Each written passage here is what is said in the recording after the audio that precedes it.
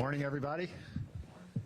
Thanks, everyone, for being here. We'll have Dan Hilferty kick us off here. Great. Morning, everybody. I hope you had a great summer. And just on behalf of Jonesy and I want to thank you for all the work you do in following the Flyers and reporting on everything we do. It's appreciated. Just from my perspective, it seems like yesterday we were sitting here. We were in opposite seats, though. But yep.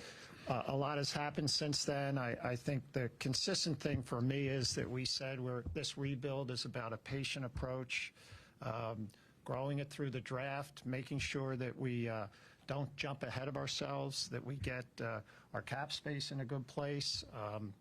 But I sit here a year later and say that I feel really good about where we're headed. This patient approach is working. Excited about Coach Tocchet coming in, and feel really good that we're going to have a successful year. How we define successful year, how I define successful year, consistent with last year, is not necessarily the playoffs, although that would be great as a fan, the fan in me, but just see improvement throughout the year in our younger players and that competitive edge continue to grow. But all in all, we're excited about the season and happy to answer any questions. Jonesy? Yeah, I would agree with Dan on all of that. I'm really excited to get things started this year. It feels a little bit different from the first 2 years. Starting to progress. Our players are continuing to move forward, and we're doing everything we can to ensure that continues to happen. Feel really good about where Danny has the team now and for the future, and I like the way the plan is coming together. But I also appreciate how honest Danny has been with you guys and kind of laying out the plan and then sticking to it. Some of that is by design. Sometimes you need a little bit of luck along the way too, and so far things are working out the right way. So we'll continue to grind away and try to get it right. Yeah, and I think one more point. When you think of the strength of the league, the cap space continuing to go up, we felt like we were behind the 8 ball, not having any space at all. Now, as we look forward, you like to say, Jonesy, that we're not about moving things out. We're about growing now and building this thing, and that's an exciting place to be, especially as, again, the cap continues and we have some room to maneuver. Yep. So it's open to you guys. Keith, I guess the first question towards you. Obviously, you added this summer, you made moves to try to improve the team. Why was this summer the time to start pivoting and start trying to get better? Yeah, I think we owed that to our players that are here. They've done everything that we've asked of them. We've moved out a lot of their friends. We've, taken away players at a time when other teams are building to try to make a playoff run. We've continued to accumulate assets to try to help us in the future, and a lot of our top players have been patient with that. So I do think that played into it, and really we're just in a better position to be able to move forward. So a lot of things go into that, but I think our execution so far has been solid, and I'm really looking forward to seeing the next steps come into play. What would some of those things be, maybe more specifically, that gives you confidence that the moves you made this summer will measurably improve? Well, we're a deeper team. There's way more options for our coaching staff. And at the trade deadline, just as an easy example, we're not going to be giving away our players to gain future assets. That's, unless there was something crazy that happened. But that's the plan as we sit here today. Question on Carter Hart. If Carter Hart is reinstated, will you guys make a move and inquire about him, or what's your feeling on that? Well, at this point, we're going to make no comment on that situation. The NHL's made it clear they'll speak first, but right now we're not prepared to comment at all about the Carter Hart situation. Are you even allowed to talk to him right now, or not? The NHL has told us they're running the show. This question's for Jonesy. Obviously, 2 years ago, you guys came pretty close to making the playoffs. You get to Game 82. How concerned organizationally are you that last year was a step back in terms of performance?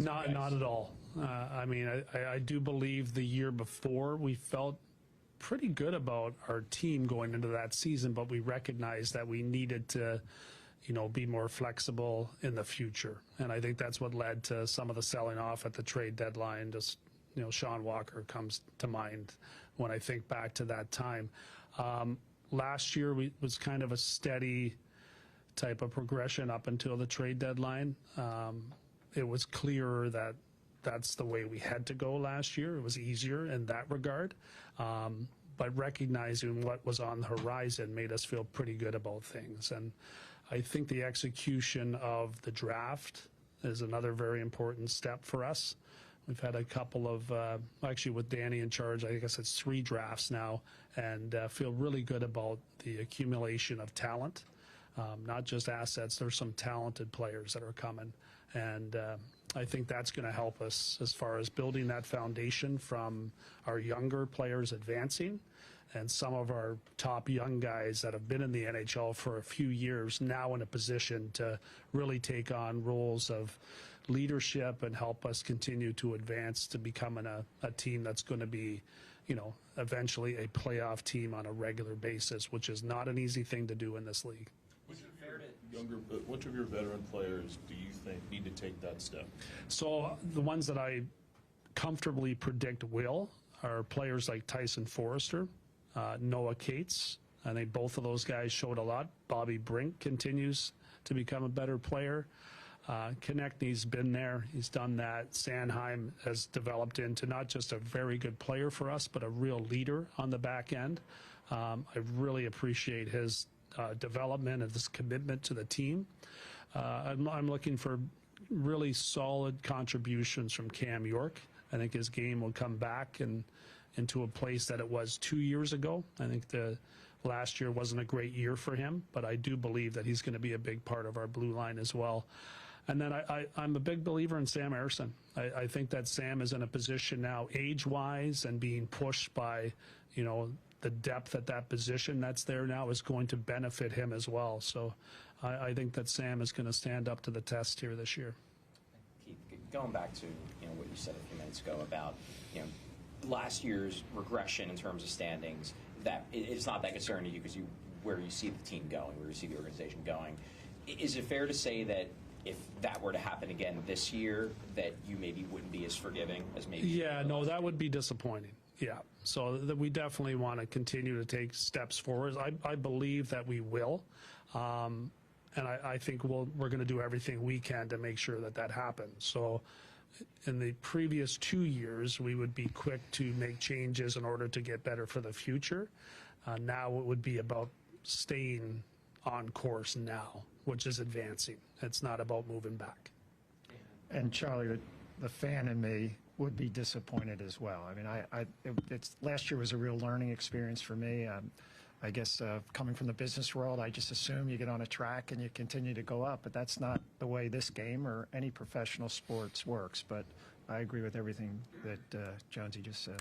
Dan, I was going to ask, it's been 5 years since the team made the playoffs. It's matches the franchise's longest drought. How do you balance wanting to stay patient and stay the course, but also trying to understand that some fans are maybe itching to get back into things? Well, Jordan, the way I look at it, it's again, as the fan, you want every year to compete, to get into the playoffs. You want fans to get excited. You want to sell tickets. You want people in the arena. The way I look at this, and certainly the stage in my career, the relationship with the Comcast parent, Brian Roberts, we agree. Keith agrees. Danny agrees that we're going to just take our time and do this the right way. Point being, there's no pressure from me in my role or from an ownership perspective beyond me to say we need to do something drastic, dramatic, because we need to have a better shot at the playoffs. This is about that steady growth, building the number of young players that are coming up through the system, making sure positionally we're doing the right things, bringing the coaching staff in, starting with Talk, that we think can really continue to develop these players. We're gonna wait this out. Now, I'm not getting any younger, but at the same time, we're going to do this at a pace that what I like to say, and said this to the players the other day, we want to build a culture of sustainable excellence. not just a shot next year and then it falls off after. So there's fan time pressure, but there's no pressure from the perspective of it's got to be this year or next year. When we do it, you'll see it. I hope you're beginning to see it, but the results will be there, and it'll be our goal to sustain that for years to come. Keith, you were a contemporary of Rick when his playing days, Yeah. Danny as well. Will you be reaching out to him to kind of get his input on player development, transactions, and so forth? Yeah, not a lot. Coach is coach. So, but obviously, if he has an experience with somebody, yes. Like you talk to everybody you can before you go out and make a transaction to add somebody. It'd be foolish not to. But his number one priority will be to coach this team. Is there any more update on Tyson's arm? I know he's doing well, so that's the great news there. But I'll leave that for Danny when he talks. I think he'll talk next week probably. But yeah, Tyson's on pace to be there for us when the season starts. But Danny will get more into it. Keith, talk about in the past couple of years how when you get to a certain point and if the team's at a certain spot, you kind of know that you have to look at the future. Yes. Right? And you're not doing that this year. Yeah. But how do you get the buy-in from the players if they go through a bad stretch of games to let them know? Yeah, you just communicate it to them. I mean, that's the great thing about Danny playing the game. Fortunately, I did, and again, Hilf's around, sending that message to the players where they have a certain amount of trust that what we're doing is in their best interest, and you just have to talk to them about it. It's not that complicated. It's really just about being in it together, working together from the top all the way down through the entire team to make sure that we get it right. And that's the plan. Our plan is to get it right for our fans, number one, and to make sure that we communicate with our players constantly on where we're headed. And I believe that will work. How would you evaluate Danny's performance so far, and what have you maybe learned about him 2 years into this that maybe you didn't know when you guys came? I think both Hilf and I are very impressed by Danny. He is an extremely intelligent, dedicated person with his job. Methodical, thoughtful, sharing in the way that he does things, not just with us, but with our Flyer community, with you guys as well.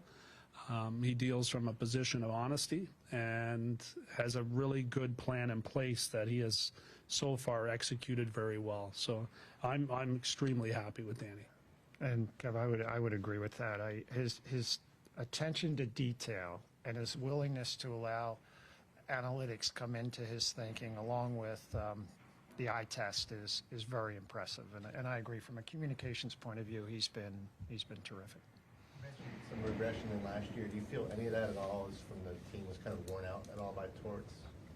Well, first of all, if we can go back to all the things I said about Torts since I've been here, and I have a great deal of respect for Torts as a person and as a coach. I think everything he did here can be viewed as foundational to what we're trying to build. And part of that was an expectation that players would be in the best shape they could be in, would compete every second on the ice. And I think that's something, you've told me this consistently, Jonesy, that this will pay off for these players later, having played for John Tortorella. And so we're grateful for that. I can't speak to that last year. I think there were a lot of factors.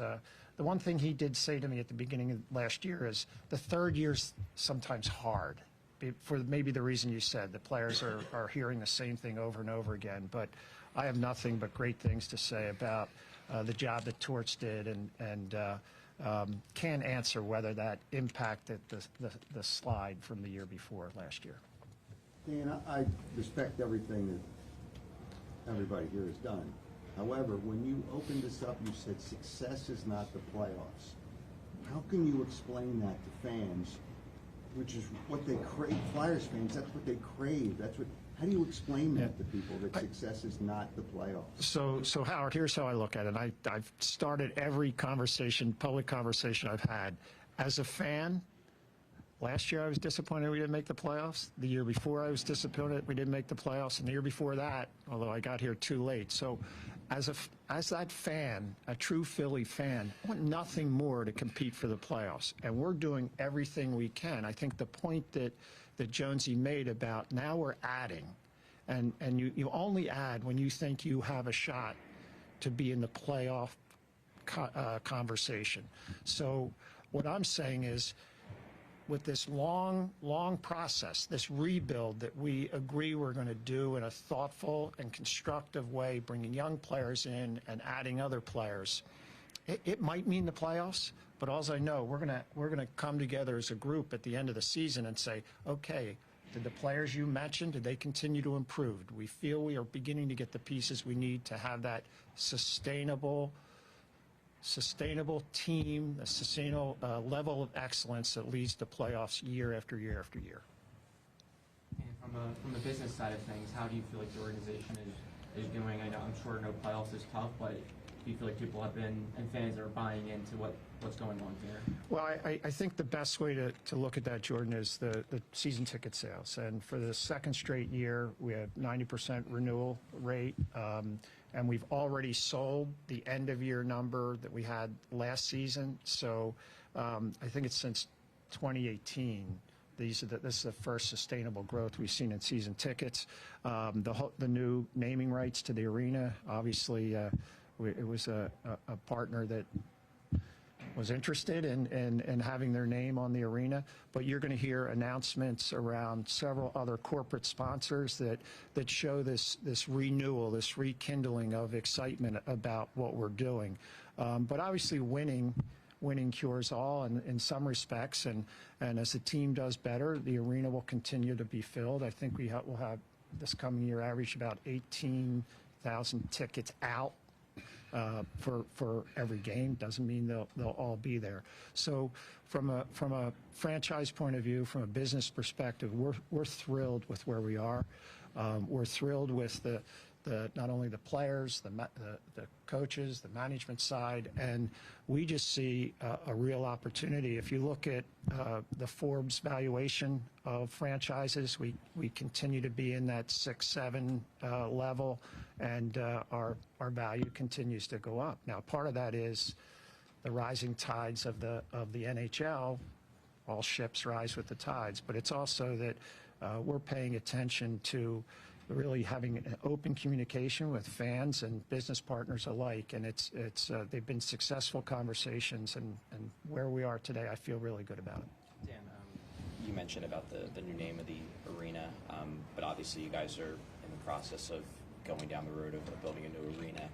Do you have an idea of what the future is, I guess, now for the Xfinity Mobile Arena, the newly named arena? Is that going to stick around? Has nothing been finalized? Well, there's nothing been finalized about that at this point, Joe. I think, historically, though, you look at when this arena was built and the Spectrum was still here, the whole point is that is there a need for two arenas? But no final decision has been made. I think what the whole Xfinity Mobile Arena and Comcast perspective is that this is a great opportunity for us to market Xfinity Mobile as part of the Flyers and the 76ers work on the court and on the ice.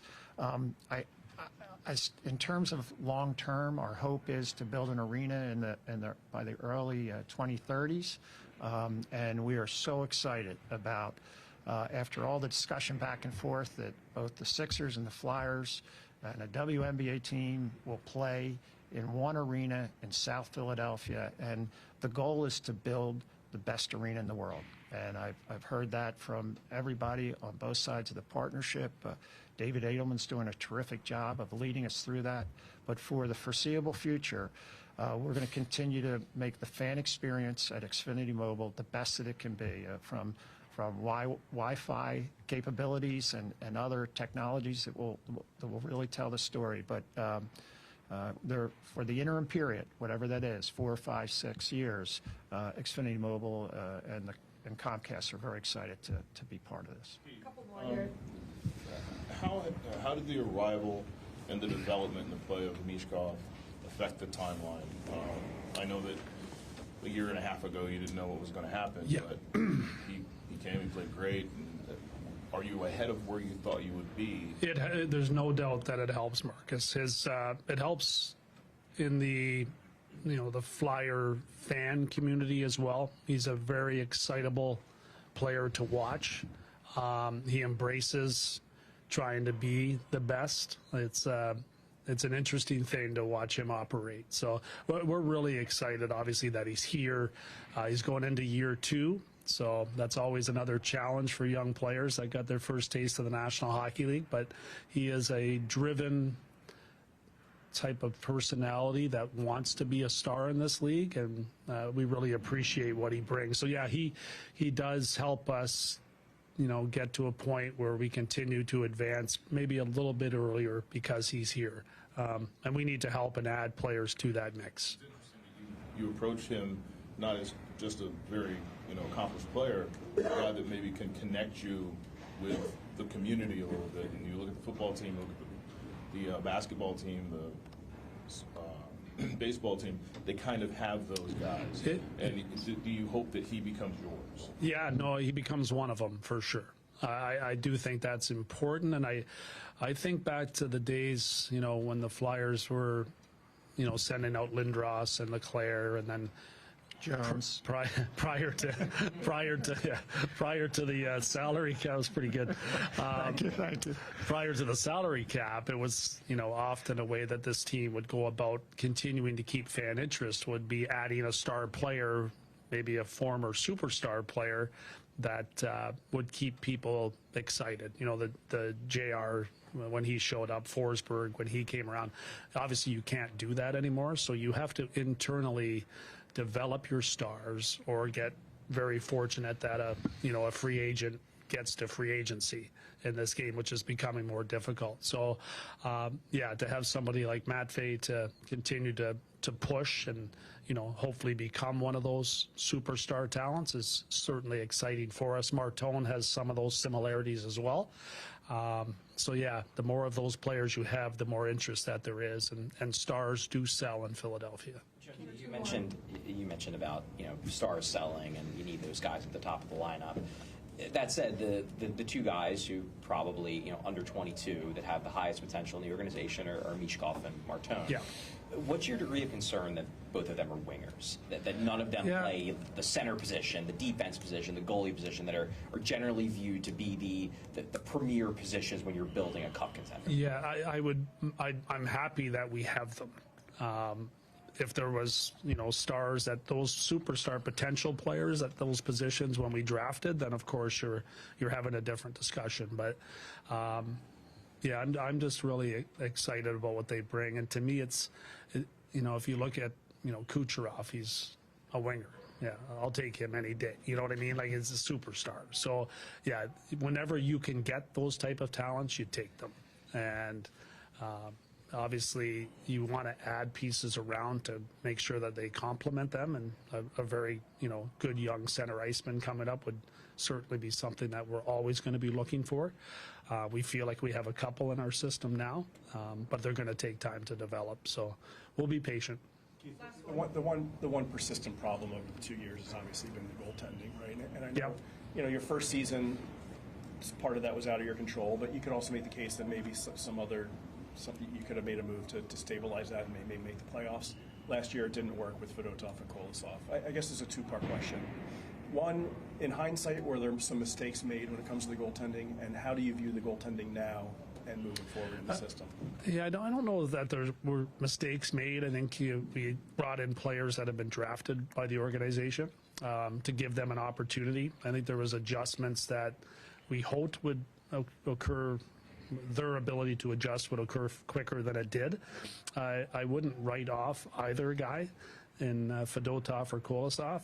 Kolosov's obviously younger and is an extremely athletic goaltender.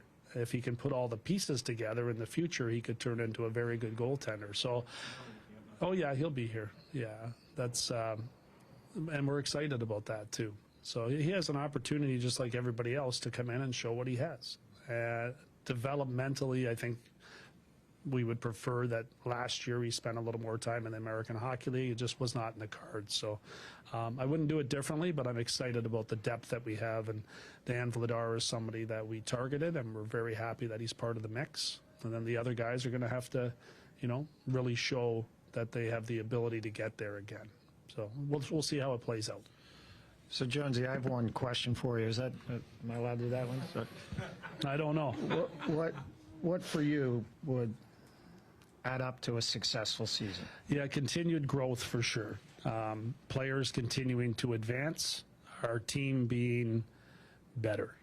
And I feel very confident that we will be. I'm just really excited to see the group of players that we have. I'm excited about our young players that continue to push. There's going to be a lot more competition in camp than there has been previously. When you watch the players that you've been a part of drafting start to grow and get better, it's exciting. So I'm really looking forward to seeing some of these guys get into the mix and push our veteran players to be better. Thank you, Dan. Thanks, guys. Thanks, guys. Thanks, everybody. What do you got, Sammy?